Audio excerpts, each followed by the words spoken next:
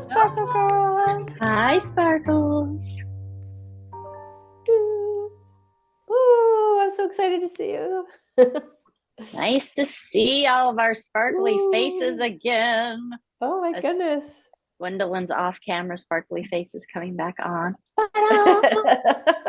Ta-da! Ooh, Magic. So I'm much. Jeannie. I'm Jevona. And she's Gwendolyn. Lynn, I'm trying to stop this. Gwendolyn. She is our master technician.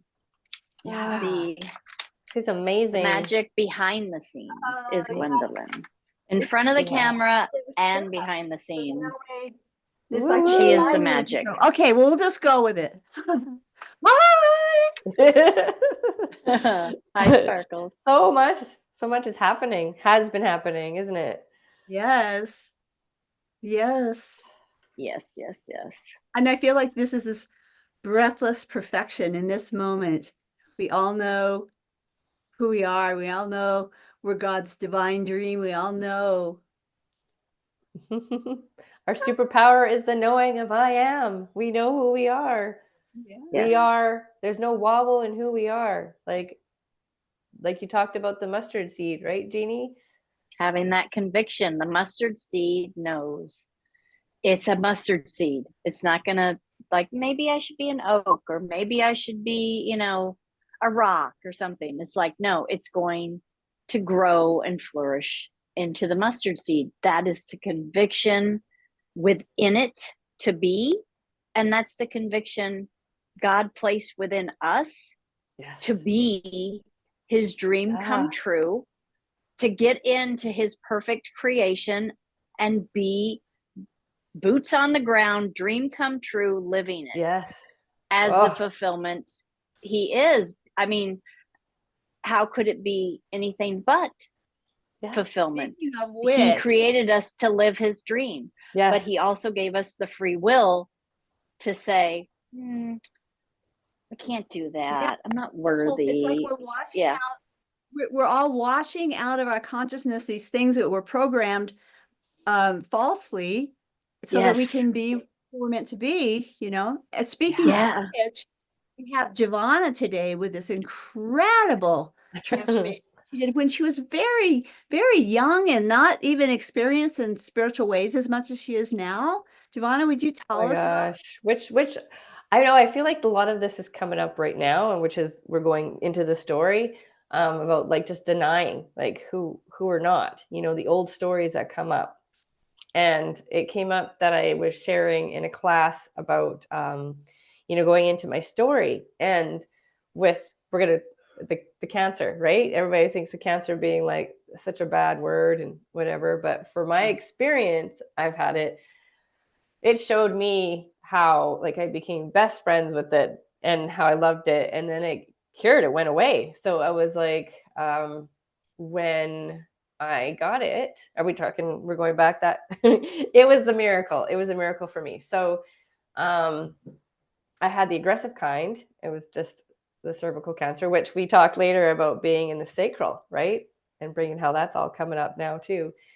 And so when I was working in a restaurant, and when I actually got the phone call, the actual bad news of being, you have it, you have the aggressive kind. I was serving people in my section, and there was this one gentleman that I remembered serving like before, but he stood out this day. Didn't think anything of it, got the news, went home, took a couple days to myself to just kind of like, when you get bad news, you just take some time. Okay, what am I going to do? And then I had a friend reach out to me and say, oh, you need to phone my dad's friend. He, tried this tea and he had like 6 months to live, and you got to talk to him. And so I did. I called him after the third day being, okay, what do I do now? So I just took the courage to call him. And he started telling me about how he had 6 months to live, and he, tried all the different cancer treatments that are out there, even did, they even raised money to get the more expensive kind, because doctors, they just like to right away give you the, chemo radiation or whatever it is. And so he did do all that, and it still didn't work. And so he was kind of left going, what to do. He found this guy, had made this tea with herbs, and within like 6 weeks, like it was a miracle. Like I guess he had throat cancer and he was eating food through his stomach. Well, it went away. He was cured.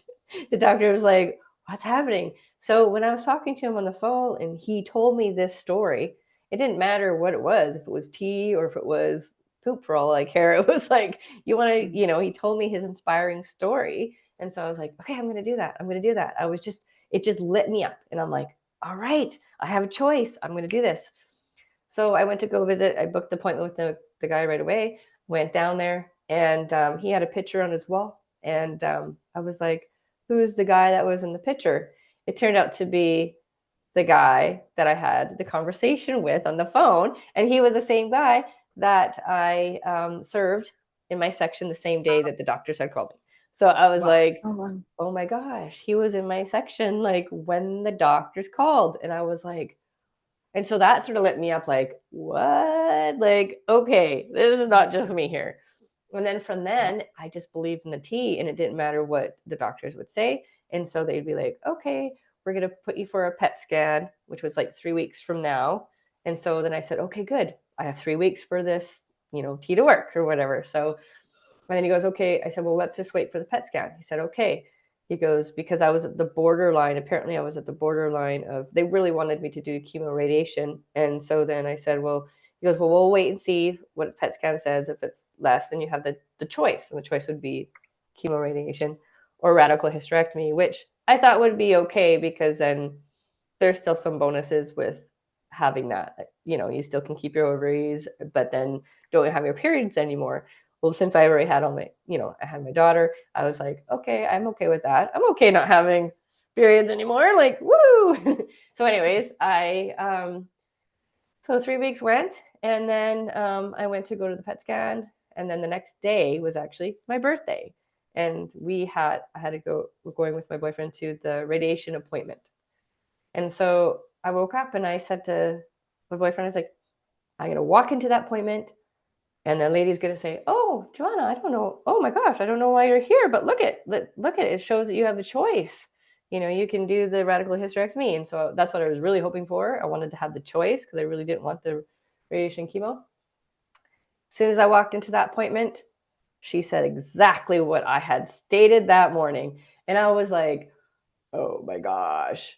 And so then after she shared what she said, and then she goes, well, let me just go call a doctor. And I thought, okay, when you go call the doctor puts the fears in and, we want you to do this, blah, blah, blah. So then she comes out and then she goes, okay, well, the doctor says this, but I still had the choice. So she read off what would happen if I did do radiation chemo or what if I did the radical hysterectomy. I mean, I said, no, I want to do the radical hysterectomy. If I had the choice, I want to do that. And she said, the only thing with that is that you do that, it still could be possibly in your system, and then you'd have to have radiation chemo on your bowels because the uterus would be taken out.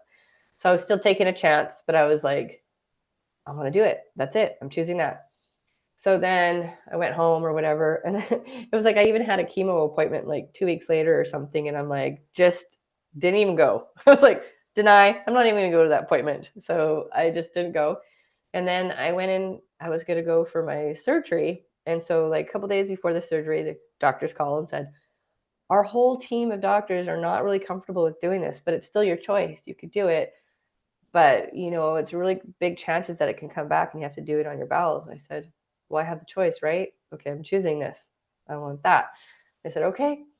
So the next, all of a sudden the morning of my surgery, it was like I had to go there extra early because I had to do this testing in the morning.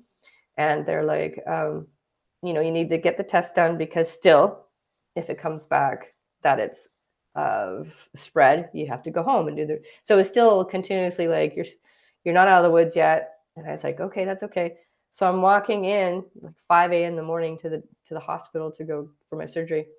Phone call, still another doctor. We really don't want you to do this. And I'm like, but it's my choice, right? Yes. Okay, I choose this. So that it was like, okay, choose.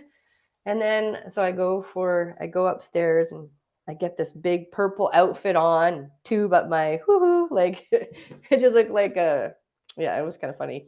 And the doctor comes in and goes, okay, well, through your scan before, this might have been an old scan, but a scan said that your ovaries are lighting up. We're taking one ovary. The second one, your choice. It's lighting up, but it's still, if he takes both ovaries, then I have to take hormone replacement pills. Or if I keep the one ovary, I would have ovarian cancer. So I said, oh, so I'm like, oh, here's another choice. I'm like, I'll keep the one. So he's like, okay, but you could get ovarian cancer. I'm like, that's okay. I don't want to go on hormone replacement pills. So I chose that. And then, so I'm getting rolled down, go down, get my big, huge needles, in there. I guess it's to put dye in there. And then I had to go wait for a couple hours before I had the x-ray. So this is where I was like in this hallway, and there's tons of people walking by, and I'm just sitting here in this bed with this purple outfit on with some tube up my hoo-hoo. And it was just like, I was just lying there, sitting there going, wow. And I just completely surrendered. That was the one moment where I was like, wow, I have no control out of the outcome. There's nothing, this is between me and God. Like, and I'm like, okay, God, I surrender to you. Like, this is up to you. Like, and I knew what I wanted, but I was like, this is up to you. I completely surrender. But then it was the best feeling, because it was almost like that feeling of not having to control, or knowing that that I'm not in this alone, or it was like, it was the best feeling ever. Anyways, I go get my x-ray done, and then I get rolled up to the room, still waiting, still a long time to wait. And I thought, okay, I got my phone, it's not like I was totally alone or anything. So we get into this room, and then of course it's cement all around me, and my phone doesn't work. So I'm like, okay, I guess it's just me and God still. Like, no, I can't distract myself with my phone.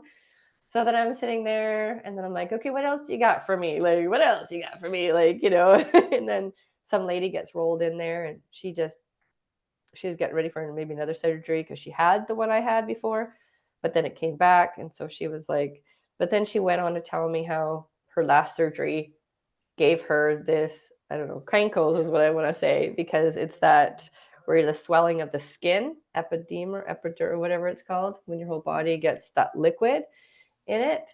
So that I thought, oh, so now on top of everything else should be worried about, I got to worry about having cankles when I leave here. Like, I know it's kind of vain, but I was like, really, I don't want those either. Thank you very much. I will pass on those too. Like, and so anyways, I'm sitting there, and then I go into surgery, and the doctors are still saying, like, we are going to open you up. And if you're still like, if it's spread, you're going to go back home. So I was like, that's okay. That's where I'm going. I'm doing this. And so anyways, I woke up that night in my bed. I had the surgery.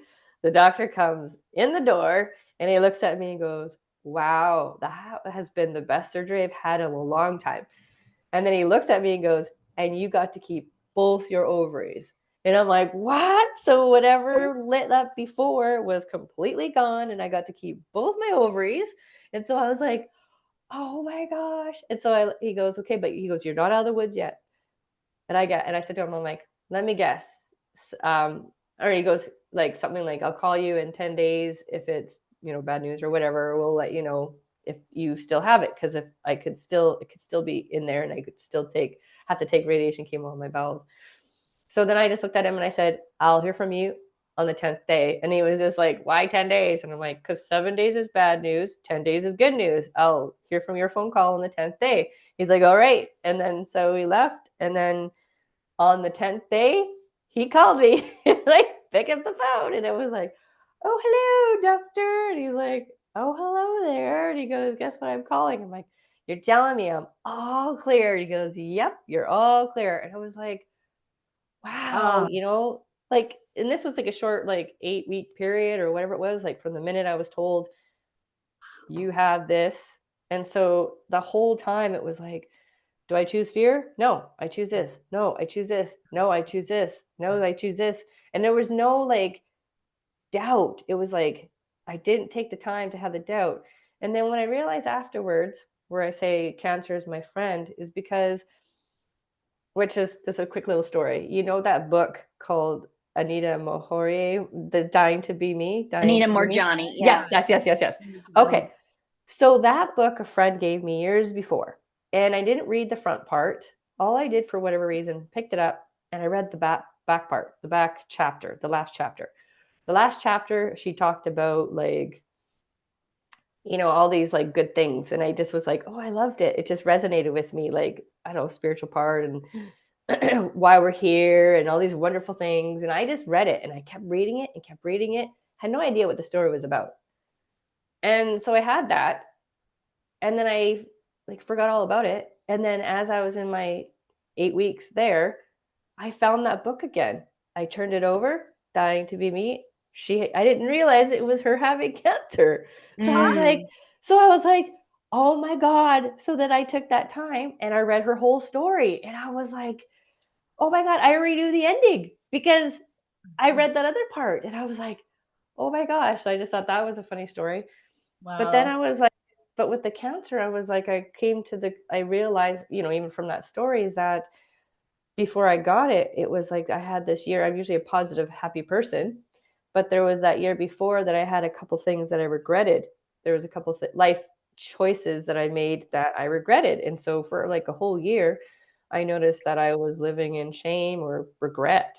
And then I was like, I thanked it. Thank you, body, because it was like it showed me where my thoughts were, or my feelings were. And then so right from then I was like, okay. And then a year later, my daughter moved away.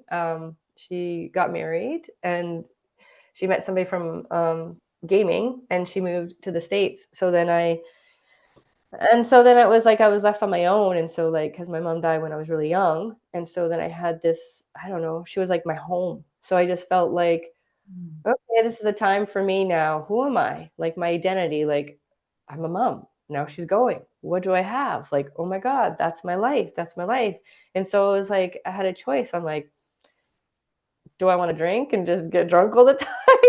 Or do I want to grow from this? And I'm like, you know what? I'm going to grow from this. And as I was like growing from it, like choosing me and loving me and learning, like, from, I think it was still that healing from when my mom died and having that survival feeling and need to survive and stuff like that. But it was like that, realizing, wait, back when I had the cancer, what were my thoughts before it? Shame and regret. So I was like, so anytime I had a thought that come up and saying like, I'm sad, poor me, my daughter left me, she left me, and poor me. And so then I was like, no, because I thought in my mind, like, do I want cancer again? Do I want it? No, I absolutely don't. So it was almost like every time a thought came into my head, like, and I just denied it. And I was like, nope, nope, nope. And from that, I felt like I even grew. Oh my gosh, like my whole world just like opened up because I kept denying the old crappy stuff that comes in, poor me, or lack, or limitation, or shame, or any guilt, or any of those feelings we have. And I just grew. I ended up like going to Reiki. And then when I went to Reiki, I learned Reiki. From Reiki, then I learned like, oh my gosh, I've been doing this stuff my whole life, like energy healing or looking at somebody and sending love to them, or able to connect to somebody. And then from there, it opened me up with like, from Reiki and all the cancer thing, like I healed my sacral. I feel like that opened up all the beauty within us and loving myself. And then here we have you as this magical being as a result. It opened up my mediumship. Then all of a sudden I started journaling and channeling and then connecting, like mediumship found me. Like it was just like, oh my gosh. So yeah, but it's coming up now about how much we like deny the thoughts that come in our minds, and we can choose what we want. Like it's just, yeah. Yeah. Wow. That's so beautiful. Yeah. So it's not, so I beautiful. definitely feel like I have my purpose on earth to become this. And it was like, I could have chose the road of being sad or, and then even the story, like whenever I go visit my daughter, I'd play the story and I wasn't attached to the story anymore, you know, like, oh, my daughter, she got married and moved away. She left me. She left her mother. She broke my heart. And then, but after I kept saying the story for fun, it was like I could feel the vibration in my body of like, that's just a story, right? It's whatever story we're telling ourselves. Yeah, letting go of the old stories and creating the new story of the true love dream come true that we are. And you're the perfect embodiment of it, of the magic, of the miracle, of and like look at where I'm at now from it all. Like I don't know, people and think look at all the love and joy in your life, because not only now do you have your daughter back near you, oh yeah, but you have a son-in-law and a grandson. Like your joy. Oh my gosh. But he's almost like, I don't know anyone that is as constantly present to their own magic. And I think that this is so much part of it. There was not a moment you could let yourself slip in that time, you know? You just were kept on and on and on, choosing, you know? Yeah. And I feel like this is gonna come up again for all of us, right? Yeah. And I want to go back to the abracadabra I create as I speak, because you kept speaking what you wanted, who you were, and what it would be. Like you kept proclaiming into creation all, and the, you know, in the metaphysical meanings behind the Bible, they say that the people are your thoughts and beliefs coming forward, right? Because we create everyone in our life. So it was all the people, all the doctors coming forward going, well, you know, this could happen. All the fear and doubt, right? Yes. And you just stood in your power like the mustard seed of conviction. And you said, no, I proclaim this is how it will be. And you said it unfolded just like, because you were standing in that thing. And I love the permission slip, as Bashar calls these different tools that we utilize to help boost that conviction within us, right? The T. You were the cure. You and your belief were the cure. The T only helped you believe in yourself. Yes. That's it, right? It was the inspiration within all of us. It's what we give the meaning to. Oh, and I love that. It's the inspiration. Yes. You know, and that one God guy within you. It's the God within you that's the creator. Yes. Of it all. Yeah. And it was and then loving my body no matter what, like the cancer, like loving it, like it showed me love to love myself even more, right? It was my friend, you know? And you weren't rejecting what is. Yes. You were loving what is and choosing something different. Yes. Yes. And that's for everything. Love you guys. Love you. Love you. Are we dancing again, or that's it? Okay.